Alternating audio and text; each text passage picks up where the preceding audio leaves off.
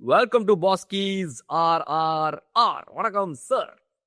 வணக்கம் பாலா அவர்களே. வெல்கம் கள்ளக்கண்ணாடி ஃபேன்ஸ் டு ஆர் டுபே அடிக்கும் ஆர். சார், இன்ட்ரெஸ்டிங்கான ஒரு ஃபர்ஸ்ட் இன்னிங்ஸ், இன்ட்ரெஸ்டிங்கான செகண்ட் இன்னிங்ஸ், நிறைய விஷயங்கள் இருக்கு சார். ஆக்சுவலாக பேசுறதுக்கு நமக்கு இன்னைக்கு நிறைய ஒரு மேட்டர்ஸ் இருக்கு நினைக்கிறேன். ஓவராலா மேட்ச் எப்படி இருந்துச்சு சார்?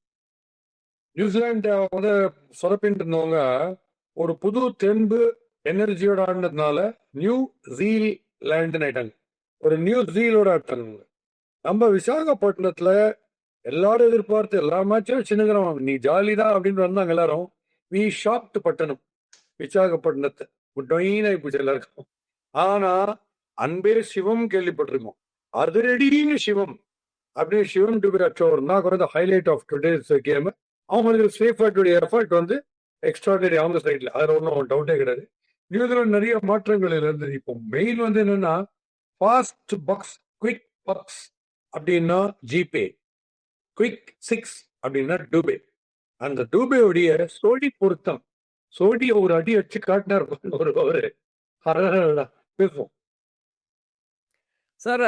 மேட்சோடைய இன்னிங்ஸோட ஸ்டார்டிங்கே பார்த்தீங்கன்னா நம்மளுடைய இவங்க வந்து சூரியகுமார் யாதவ் வந்துட்டு நாங்கள் இந்த தடவை பவுலிங் பண்ணுறோம், சேசிங் அப்படின்றது வந்துட்டு இந்த தடவை நம்ம ஒரு சூஸ் பண்ணுறோம் அப்படின்னு சொல்லி சொல்கிறாங்க சார். இந்த பிட்ச்சில் வந்து ஃபர்ஸ்ட் பேட்டிங் பண்ணாமல் சேசிங் பண்ண அந்த ஆப்ஷனை நீங்கள் எப்படி பார்க்குறீங்க? அது ஒன்றும் இல்லை. நம்ம வந்து ஃப்ராங்க்லி நம்ம வந்து சரியா ஆடல பேட்டிங், அவ்வளோதான் விஷயம். இதுல ஒன்றும் நோ டெமரன் இந்த விக்கெட் நத்திங். அவங்க ரொம்ப ரொம்ப பியூட்டிஃபுல்லா ரிஃபார்ம் ஆனதுங்கன்னா bowling and batting in power play பிரமாதமா பண்ணிட்டாங்க. இன்னைக்கு வந்து அவங்க பேட்டிங் பவர் பிளே செயல்பட்டு வந்து எப்படியும் நாங்க சீரீஸ் தோத்துட்டோம், வேலை கச்சான கிடைக்காட்டான்னு இன்டர்வியூ போடுற மாதிரி பவுண்ட் எல்லாத்தையும் அட்டி கரகம், ராமராஜன் மாதிரி கரகம் அச்சாட்டி மாட்டிச்சாரு பயணம். ஸோ அதுல கிளைம் போயிடுச்சு, 100 11-12 போயிடுச்சு. 9th ஓவரே 100 வந்துட்டாங்க. ஸோ அது ரொம்ப அவங்க வந்து ஹேட்ஸ் ஆஃப் சேஃபாட்டுடைய பேட்டிங். அது பவுலிங்னு வரும்போது ரொம்ப பிரமாதமா ஸ்டம்ப் டு ஸ்டம்ப் போட்டு ரொம்ப ஸ்கோப்பே கொடுக்கல. வைட் ஆஃப் த ஸ்டம்ப்ஸ் எல்லாம் போட்டு சிக்ஸ் அடிக்கிறதுக்கு அபிஷேக் சர்மா ஃபெயில் ஆயிட்டாருன்றது ஒரு பெரிய சங்க் ஆஃப் ரன்ஸ் போயிடும் உங்களுக்கு. ஆனால் அபிஷேக் சர்மாக்கு இனிமே என்ன பண்ணுவாங்க, அந்த லெக் சைடு இல்லாட்டா கூட deep point on the fence, deep extra on the fence, 2 பேர் அது வச்சா அவர் அந்த டவுன் லெக் சைடு இருந்து அடிக்கிறது இன்மீடியட்லி அங்கே போடுது. அப்போ ஓடி வந்து ஸ்லோவா போட்டா ஹைட் கெயின் ஆகும், டிஸ்டன்ஸ் கெயின் ஆகாது. அப்படிதான் போடுவாங்கன்னு எனக்கு தோணுது. பட் அவரோட கிரெடிட் அடிக்கல. ஏதோ கிரிக்கெட் தானே, எல்லாருக்கும் எல்லாமே ஆகும். சஞ்சு பிரமாதமா ஆடிந்தாரு. நீங்க ரொம்ப சாதாரண டெஸ்ட்ல ஆடுற மாதிரி ஓவர் காட்சி தான் அந்த பால் நல்லா ஷேப்பா பண்ணிட்டாரு இன்னைக்கு. ஸோ இதுல வந்து ஹைலைட்ஸ் பேசுறோம் டீட்டெயிலா. சார், இந்தியா பேட்டிங் நீங்க சொன்னனால நான் இதை கேட்குறேன். About the second innings Abhishek சர்மாவுடைய விக்கெட் பத்தி நீங்க வந்து போன மேட்ச்ல சொல்லியிருந்தீங்க. அந்த டீப் எக்ஸ்ட்ரா பாயிண்ட்ல வந்துட்டு எக்ஸ்ட்ரா கவர்ல வந்து ஒரு பிளேயரை போட்டுறணும் போல ஃபீல்டரு. அவர் எப்ப பாரு இந்த கவர்ஸ் மேல தூக்கி தூக்கி அடிக்கிறாரு. அங்க ஒரு ஃபீல்டரை போடணும்னு சொன்னீங்க. பட் அவங்க கவர்ஸ்ல ஆளை போடணும்னாலும் கூட அந்த டீப் பாயிண்ட்ல நீங்க சொன்ன மாதிரி ஒரு ஆளை வச்சுட்டு அந்த பிளாட்டை வந்துட்டு அவங்க எக்ஸிக்யூட் பண்ணணும்ன்றது இவ்வளவு தெளிவா இருந்திருக்காங்கன்றது வந்துட்டு வி கேன் அப்ரிஷியேட் இல்லையா சார்? ஆமாமா, see everybody started bowling off breaks. நம்ம இந்தியாலையும் சரி அவங்க எல்லாருமே ஓடி அந்த ஆஃப் பிரேக் தான் போடுறாங்க.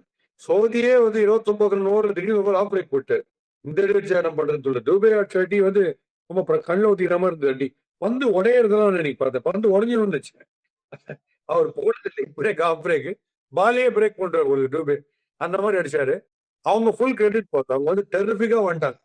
அதெல்லாம் இருந்துட்டாங்க, பிரமாதமா இருந்துட்டாங்க, அதில் ஒன்றும் சந்தேகமே கிடையாது. நம்ம வந்து பேட்டிங் ஒரு 2 விக்கெட் விழுந்த உடனே நம்ம ஃபர்ஸ்ட் போலிங் வர போலிங் நம்ம என்ன மிஸ்டேக் பண்றோம், அவங்க right on top first 9 overs. அப்புறம் நம்ம என்ன பண்றோம், நல்ல பார்ட்னர்ஷிப்ல கான்வே ஒரு அடிக்கும் போது ஒருத்தர் எடுக்கிறோம், ஒரு விக்கெட் எடுக்கிறோம். அது அதுதான் அவங்க பண்ணாங்க. அபிஷேக் சர்மாக்கு என்ன அவங்க பண்ணாங்களோ அதே தான் நம்ம கான்வே ஓடி வந்து வைல்ட் அவுட் மெதுவாக தூக்கி போட்டோம். ஸ்லோவா போடும்போது உங்களுக்கு கரெக்டா வரப்படாது, ஹைட் தான் கெயின் ஆகும்.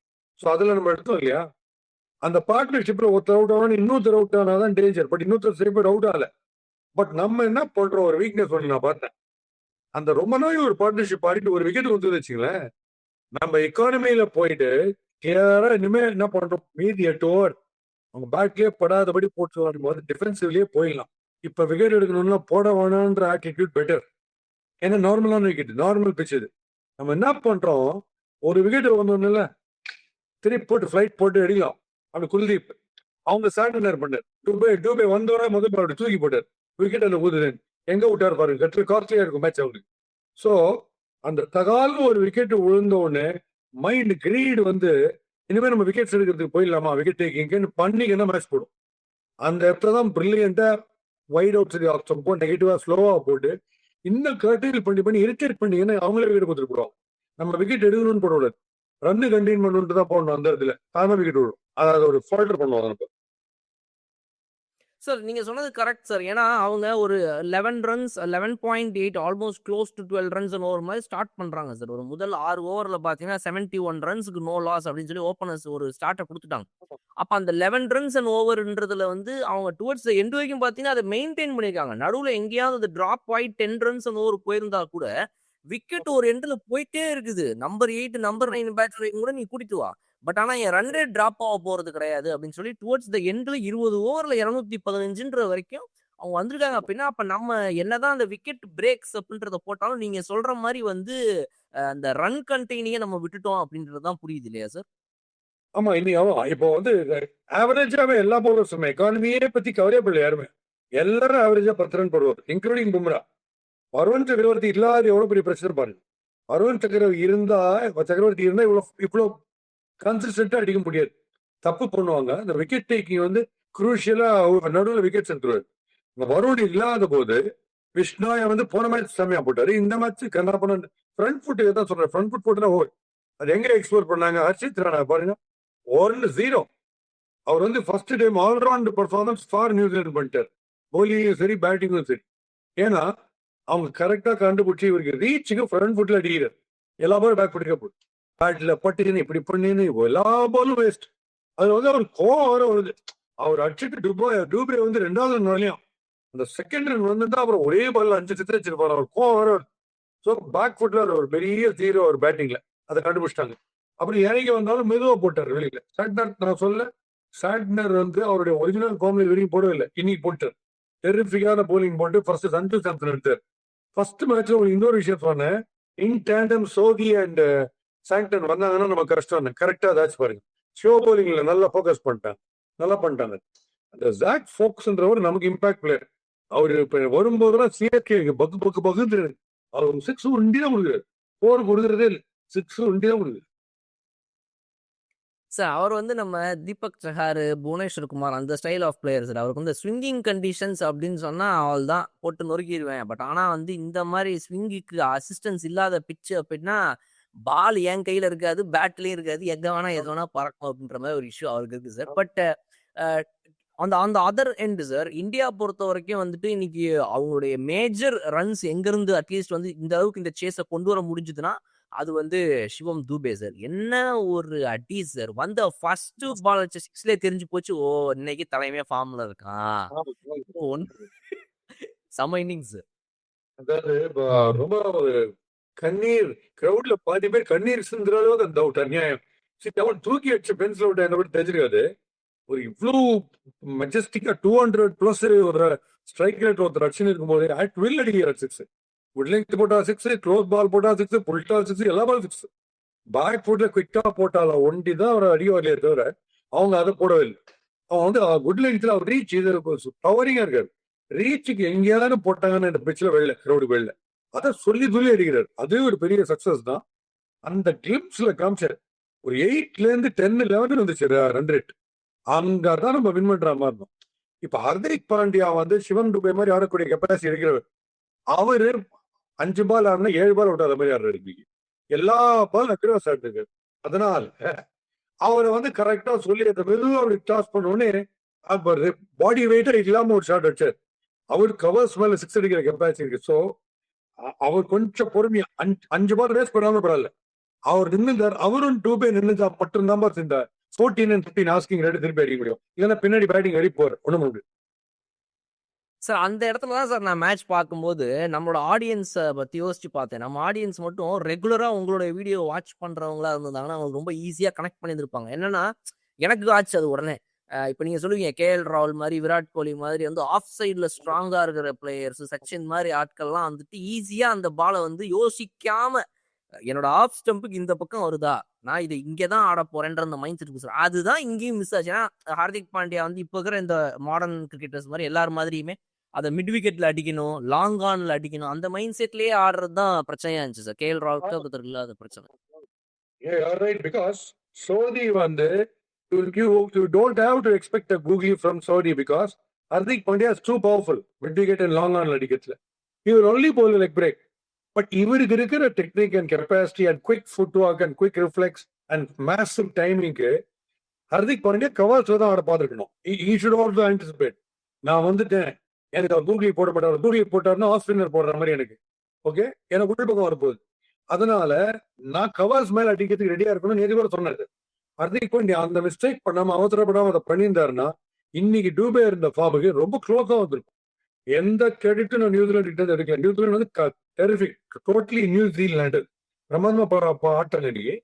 இந்த இடத்துல கொஞ்சம் யோசிக்கணும். பின்னாடி நமக்கு டெப்த் கிடையாது. ஏன்னா ஒரு பேட்ஸ்மேன் ஷார்ட் ஆடிங்க ஆடுறோம், இஷாந்த் கிடையாது, அதுக்கு ஒரு போலர். பின்னாடி ரொம்ப பெரிய டெய்ல். நம்ம 2 ஓவர்ல 7-8 ரன் அடிச்சா கூட மீதி இருக்கிற கடைசி 7 overs 80 to win கூட ஒரு பதம் பார்க்கலாம். 6 2 பால் ஒரு 6 அடிச்சுனே இருக்கணும். இந்த இடத்துல அடிச்சுனே இருக்கலான்றது அது யோசிக்க மாட்டேன். ஒரு டிம் டேவிட் மாதிரியோ அந்த டைப்ல ஈஸி அடிக்கலாம், போலாட் மாதிரியோ. அதனால அவர் அந்த இடத்துல கோட்டை விட்டாரு. ஹர்திக் பாண்டியா ரொம்ப காஸ்ட்லி. அப்போ இந்த சிவன் டுபே ரன் அவுட் எல்லாம் மேட்ச் வேற மாதிரி க்ளோஸா போயிருக்கும். அப்போ வின்னு சொல்ல மாட்டேன்னா பின்னாடி பேட்டிங் டெப்த் இல்லை, சுத்தமா இல்லை. அர்ஷித் ராணாவை கண்டுபிடிச்சிட்டாங்க பேக் ஃபுட்ல 0 அவுட். பேக் ஃபுட்ல அவுட் சைடு ஆப்ஷன் போட்டா ஸ்கோர் ஹிட் ஆட தெரியுது. ஸ்ட்ரெயிட் ஸ்டம்பில் பேக் ஃபுட் போட்டா ஒண்ணுமே கிடையாது. Technically total 0 அடுத்தல. சார் போன மேட்ச்ல வெறும் 10 ஓவர்ல வந்துட்டு அந்த சேஸை பண்ண இந்தியன் டீம் வந்து இன்னைக்கு இந்த சேஸை வந்து ஒரு இன்ட்ரெஸ்டிங்கான சேஸ் இதை பண்ணாதான். ஏன்னா என்னன்னா சார், இப்போ வேற டீம்னா பரவாயில்ல சார், நம்பர் 1 டீமான இந்தியா இந்த மாதிரி ஒரு டஃப் மேட்ச்ல இதை ஜெயிச்சு காட்டினாதான் சார் இன்னும் கெத்தான ஒரு இது. அப்போ வந்து நியூசிலாந்து பவுலர்ஸ் இன்னைக்கு இன்னும் பெட்டரா போட்டாங்க, அவங்க பிளான்ஸ் பெட்டரா எக்ஸிக்யூட் பண்ணாங்க. இப்போ சூரியகுமார் யாதவுக்கு நடந்த விக்கெட்லாம் பார்த்தா ரொம்ப அன்பார்ச்சுனேட். அவர் வந்து ஸ்ட்ரெயிட்ல அழகா அடிச்ச ஷாட் அவர் டஃபியோட கையில போய் மாட்டோம்லாம் எதிர்பார்க்கல. But apart from all that still அந்த மிடில் ஓவர்ஸ்ல அவங்க யோசிக்கிறாங்க சார், நம்மளுடைய டிபார்ட்மெண்ட்டோட அதிகமா இன்னும் பெட்டர். அப்ப நம்ம அதை விட இன்னும் சூப்பரா பண்ணிருக்கணும் தான் நான் நினைக்கிறேன் சார். ஆமா, கண்டினியூஸா வின் பண்ற கஷ்டம் தெரியவா, எல்லாருமே வதப்படுவோம்.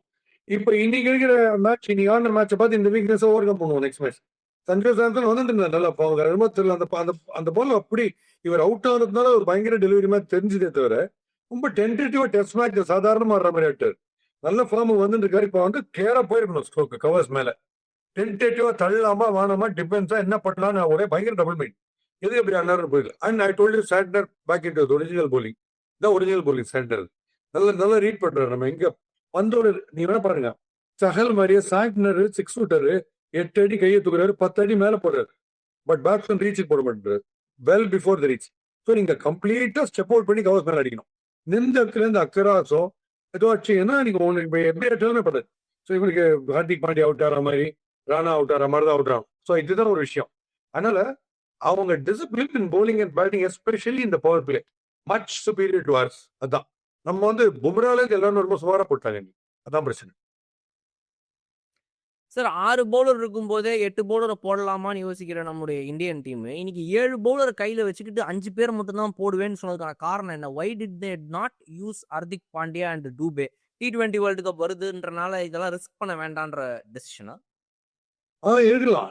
அது தெரியல. அவங்க 2 பேரும் பக்கம் இன்ஜுரி ப்ராப்ளம் தான் யோசிச்சிருக்கலாமே தவிர ஹர்திக் அண்ட் டூபே கொண்டு பெரிய இன்ஜுரி வர அளவுக்கு போலிங் ஒன்றும் பயங்கர ஸ்டீம் எல்லாம் கிடையாது. சாதாரணமா போடுறது தானே. கொடுக்கணும்ன்றா எதுக்கு கொடுக்க மாட்டாங்க. ஏன்னா பிஷ்னாய் நல்லா சக்சஸ் ஆகிட்டா ரைட், டூபே எல்லாம் பண்றோம். பிஷ்னாயே finding it difficult to trouble the batters. நீங்க ஆட்டோமேட்டிக்கா டூபே தான் பண்றோம். ரொம்ப பிடிச்ச விஷயம் ஒன்று சொல்ல தெரியுமா, இந்த டைரக்ட் கிட்டுங்கிறது நம்ம மறந்துட்டோம்ன்றது. அதுல ஒரே ஆள் தான் அடிக்கிறார். ஹர்திக் பாண்டியா ஒருத்தர் தான். நீங்க மிட் ஆஃப்ல வச்சாலும் சரி, ஷார்ட் ஃபைன்ல வச்சாலும் சரி, அதெல்லாம் amazing piece of fielding Hardik Pandya பண்ணது. ஸோ அதனால டைரக்ட் ஹிட்டையே அவன் அடிக்க மாட்டோம். அவர் தான் அடிக்கிறார் கரெக்டா, பியூட்டிஃபுல்லா வச்சார். ஸோ அது ரொம்ப fantastic. Rinku top class fielding, 4 catch என்ன கிளாஸ். ரிங்கு கிங் ஃபீல்டிங்ல பிரமாதமா. அதுவும் அந்த கிளென் பிலிப்ஸ் கேட்ச் நினைக்கிறேன், ஒரு 2 years லெஃப்ட் ஓடி ஜம்ப் பண்ண பாருங்க பவுண்டரி கிட்ட. அந்த கேட்ச் ஒரு ஃபேபுலஸ் கேட்ச், ரொம்ப பிரமாதம். தேவையில்லாத ஒரு ஸ்ட்ரோக். அவர் நல்லா ஆடி இருந்தார். 2 6 வச்சாரு. ஜாக் ஃபோக்ஸ் வந்து யார் அம்பையர் கூட 2 சைடு ஒன்றும் பிரச்சனை இல்லை. அதுல வந்து இவரு வந்து அந்த 6 2 அடிச்சுட்டு அரைகோடியா போய் மடக்கின ஏதோ ஒரு ஸ்டூபிட் ஷாட் ஆடி எப்படி வாங்கினார் ஸ்டம்ப்ல. அது பேத்தட்டிக், ரொம்ப பேத்தட்டிக் ஷாட். அவரு நின்னாருன்னா கிராப் பண்ணி கடைசி ஒரு 25 ரன் அடிக்கிற கெப்பாசிட்டி அவங்க தான். இவரு ஹர்திக் பாண்டியால இன்னும் கொஞ்சம் திங்க் பண்ணணும். நம்ம கெப்பாசிட்டி ஒன்றும் பிரச்சனை கிடையாது. ஆஸ்கிங் ரேட் 15 வந்தா கூட ஒன்றும் ப்ராப்ளம் இல்லை. ஆனா முதல்ல let's get it middle of the bat, let's start middling the பால்ங்கிறது அவங்க யோசிக்கல. அதுதான் பிரச்சனை. சார் இப்போ நம்ம வந்து இந்த பவுலர்ஸை வந்துட்டு இவங்க 2 பேரை ஏன் யூஸ் பண்ணன்ற கொஸ்டின் கேட்குறோம்ல சார். இப்போ அவங்க நியூசிலாந்து பொறுத்த வரைக்கும் பார்த்தா அவங்க வந்து இன்னைக்கு ரொம்ப ஸ்மார்ட்டா இது ஸ்பின்னுக்கு நல்லா போகுது, சாண்ட்னர் வந்தவொடனே விக்கெட் எடுத்துட்டாரு, இஷ்சோதி வந்து இப்படி போட்டு இப்படி திருப்புறாரு லெக் பிரேக் கூகுளின்னு, அப்ப நம்ம வந்து இந்த இடத்துல கிளென் பிலிப்ஸை கொண்டு வரலாம்னு சொல்லி அவரை உள்ள இறக்கி அந்த இடத்துல பேக் டு பேக் இந்த 3 ஸ்பின்னருங்களை வச்சு அப்படியே ரன் ரேட்டை ஸ்லம்ப் பண்றாங்க சார். நம்ம நம்ம ஒரு கிளென் பிலிப்ஸோட ஓவர்ல 5 பாலுக்கு 3 ரன் தான் வச்சுக்கலாம். அந்த லாஸ்ட் பால் வந்து ரொம்ப மெனக்கட்டு ரிங்கு சிங் அடிச்சு அந்த ஓவர்ல ஒரு 4 போச்சு. இல்ல அப்படின்னா அவர் வந்து கண்டெயின் பண்றாரு சார். நீங்க சொல்ற மாதிரி ஸ்டம்ப் டு ஸ்டம்ப் போட்டு. ஸோ இன்னும் கொஞ்சம் கிளென் பிலிப்ஸ் மாதிரி பவுலர்லாம் வந்தப்ப நம்ம கொஞ்சம் இன்னும் கான்ஃபிடென்ட்டா இறங்கி ரிங்கு சிங்லாம் அவ்வளோ வந்து ஒரு 30 25 பாலுக்கு 30ன்ற மாதிரிலாம் அடிக்காம இன்னும் கொஞ்சம் டார்கெட் பண்ணி அடிச்சிருந்துக்கலாம் ஒரு ரிங்கு சிங் வேகமா. அடிச்சுக்கலாம். ஆமா, நம்ம வந்து இப்ப ஸ்டார்ட்லயே நம்ம வந்து ஒரு ஃபயரி ஸ்டார்ட் இல்ல. விக்கெட்டும் வந்துச்சு, 2 விக்கெட்டும் வந்துச்சு. சூரியகுமார் யாதவ் வந்து அந்த காட்டன் பால் அவுட் ஆயிட்டாரு. அது ஒரு ஜஸ்ட் ஷாட் கொஞ்சம் அப்படி மேல வந்தது. எப்படின்னா அவங்க சைட்ல வந்து நம்ம ரச்சின் ரவீந்திரா ஆஃப் பிரேக் கூட ஓடி வந்து ஃபாஸ்ட் பால் நினைச்சு போயிடுச்சு, பேட் செக் பண்ண முடியல இந்த ஸ்லோக்கு. ஸோ அந்த மாதிரி இவரும் அந்த மாதிரி அவுட்டு. பட் ஓவரால் நீங்க பாத்தீங்கன்னா ரன் ரேட்டை மெயின்டைன் பண்ணணுன்றது பண்ணலாம். அவங்க பேடா போட்டு இருந்தாங்க முதல் 3 மேட்ச். இந்த மேட்ச் அவங்க முடிச்சுக்கினாங்க டெரிஃபிக்கா. அதனால இவங்க இன்னொன்னு பாருங்க, அவங்க ஸ்பின்னர்ஸ் வந்து ரொம்ப ஃப்ரண்ட் ஃபுட் கொடுக்கவே இல்லை உங்களுக்கு. அது டூபே வந்து ரொம்ப மாஸ்டர்லி நாக். அது நீங்க ஒண்ணுமே டூபே வந்து சோடிக்கிட்ட தனியா அந்த ஒரு ஓவர் மாட்டாத தவிர நம்ம ஸ்பின்னர் ஃப்ரண்ட் ஃபுட்டுக்கு போடுறோம். வருண் சக்கரவர்த்தி ரொம்ப ஃப்ரண்ட் ஃபுட்டுக்கு போட மாட்டாங்க. நான் அடிக்கடி சொல்ல தெரியுமா, ஃப்ரண்ட்ல போட்டு அவரே அடிச்சுவாங்க. நீங்க நம்ம ஃப்ரண்ட்ல போட்டு எக்கச்சக்க சிக்ஸர்ஸ் கொடுத்துருவாங்க. பேக் ஃபுட் அவங்க எவ்வளவு சிக்ஸர்ஸ் வச்சாங்க சொல்லுங்க. பேக் ஃபுட் கேம்ல நியூசிலாந்து பெருசா ஒரு சிக்ஸ் அடிக்கலையே. எல்லா சிக்ஸுமே on the rise front foot தான். ஸோ வி கேவ் தம், நம்ம ஜூஸியா ஃப்ரண்ட் ஃபுட் நிறைய போட்டோம். அவங்க நிறைய போடல. அவங்க பால தூக்கி போடுற மாதிரி இருக்கு. ஆனா அவங்க ரீச்சுக்கு போடல. அவங்க இன்னும் முன்னாடியே போட்டுக்கிறாங்க. அதனால தப்பா ஆடி அவுட் ஆனோம். அவங்க ஃபீல்டிங் வேற level. Ball is dipping in front of தம்னா அது கவிடுவாங்க அவங்க. இப்போ இவர் ஃபர்ஸ்ட் கார்னர் பாருங்க, அந்த கேட்ச் அபிஷேக் சர்மா கேட்ச், அதை அவ்வளவு ஈஸியா விட்டுற மாட்டாங்க. கிளீனா வந்துடும், ஊதுருவாங்க அந்த பால் மேலே அப்படியே பிடிக்கிறதுக்கு. So some lovely catches. அந்த காட்டன் பால் பிடிச்சது, சாரி சூரியகுமார் யாதவ் அவுட் ஆனது. ஸோ ஃபீல்டிங் பாருங்க, மாத்தது பாருங்க. ஸோ ஃபீல்டிங் பழைய ஃபீல்டிங் வந்துட்டாங்க. சாண்ட்னர் பழைய போலிங் வந்துட்டாரு. எல்லாமே பழைய டைப்ல வந்துட்டாங்க திருப்பி இந்த ஒரு மேட்ச்ல. ஏன்னா அது ரொம்ப realised.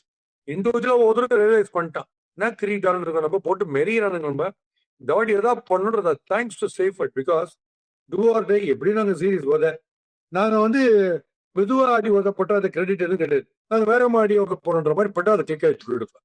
So Seifert start was brilliant for. Sir last question sir. ஒரு டிம்ஸ் எஃபர்ட் அப்புறம் டுவர்ட்ஸ் த எண்டில் ஏதாவது சில மேட்ச்ல எப்பயாவது கிளிக் ஆயிடுறாரு டேரில் மிச்சல் அப்படின்ற மாதிரி அங்கங்க அவங்களுக்கு வந்து அந்த இல்லைனா கிளென் பிலிப்ஸ் எட் ஆயிடுறாரு டுவர்ட்ஸ் த எண்டில்.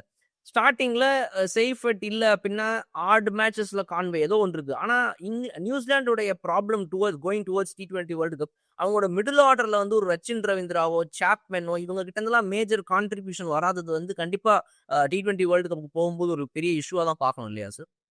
ஆமா, they are vulnerable more to slow bowling. Fast வந்து அடிச்சிடுவாங்க. அவனுக்கு ப்ராப்ளமே கிடையாது. நீங்க ஸ்லோவா டீசிங்கா போடுற பாலு அவனை வந்து ஃபுல் பவர் அவங்க கொடுக்கணும் அப்படிங்கிறச்சு தப்பு பண்ணுவாங்க நிறைய. சவுத் ஆப்பிரிக்காவும் இதை பண்ணுவாங்க. அதனாலதான் இஃப் யூ ரிமெம்பர் போன வேர்ல்ட் கப்ல வந்து உங்களுக்கு நான் ப்ரெடிக்ட் பண்ணேன், ஃபைனல்ஸ்ல will either meet South Africa New Zealand நம்ம தான் ஜெயிப்போம். ஸோ அது கேஎல் ராகுலுடைய மாஸ்டர் லீக் ஆட்டில் நம்ம ஜெயிச்சோம் இல்லையா, அந்த 50 ஓவர்ஸ் ஃபைனல்ஸ் ஜெயிச்சோமே. அது மாதிரி இவங்களுக்கு ஸ்லோவர் ஸ்டெப் கஷ்டம். இவங்க பயங்கரமா கஷ்டப்படுவாங்க.